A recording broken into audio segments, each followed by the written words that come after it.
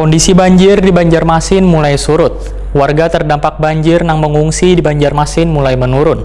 Ribuan warga terdampak banjir yang mengungsi sebagian mulai kembali ke rumah mereka masing-masing.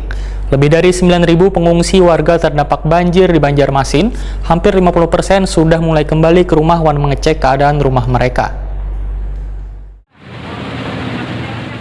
Kondisi banjir di Banjarmasin mulai surut. Warga terdampak banjir yang mengungsi di Banjarmasin mulai menurun. Ribuan warga terdampak banjir dan mengungsi sebagian mulai kembali ke rumah mereka masing-masing. Lebih dari 9.000 pengungsi warga terdampak banjir di Banjarmasin, hampir 50% sudah mulai kembali ke rumah dan mengecek keadaan rumah mereka. Demikian dipadahkan Wali Kota Banjarmasin Ibnu Sina. Waitakoni Prima TV Baisukan Kamis 28 Januari 2021. Ibnu Sina juga memandahkan dalam beberapa hari ini pemerintah Kota Banjarmasin bersama instansi terkait terus melakukan upaya memastikan banjir di Banjarmasin bisa secepatnya surut, yaitu dengan melakukan penyedotan banyu di beberapa titik kawasan yang masih tergenang. Menurut Ibnu Sina, dalam waktu dekat juga akan melakukan penyedotan banyu di beberapa titik, diantaranya di sepanjang Jalan Ahmad Yani, Jalan Veteran Wan, Jalan Pramuka. Lantaran di 3 titik tersebut debit banyu masih tinggi di atas mata kaki orang dewasa.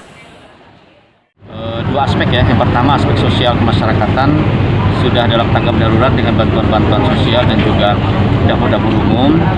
Ini sampai hari ke-13 ini sudah ada pengurangan pengungsi hampir separuh ya dari total 9.000 kemarin. Ini dari 3.000 kepala keluarga yang mengungsi di Banjarmasin dengan total jiwa sekitar 9.000 lebih. Ini sudah berkurang hampir separuhnya karena sebagian besar sudah kembali ke rumah masing-masing. Melihat kondisi rumah setelah 13 hari ditinggalkan, tentu pasti harus segera dibersihkan karena air juga sudah mulai surut. Kemudian yang kedua terkait dengan teknis penanganan banjirnya sendiri. Hari ini kami tetap berupaya untuk melakukan penyedotan ke beberapa titik karena genangan-genangan yang terjadi itu tidak bisa dihindari kecuali dengan melakukan penyedotan. Tapi intinya adalah bahwa ruas-ruas jalan, sungai itu dipastikan harus lancar. Kemudian jalan-jalan utama juga sudah bisa tidak tergenang lagi.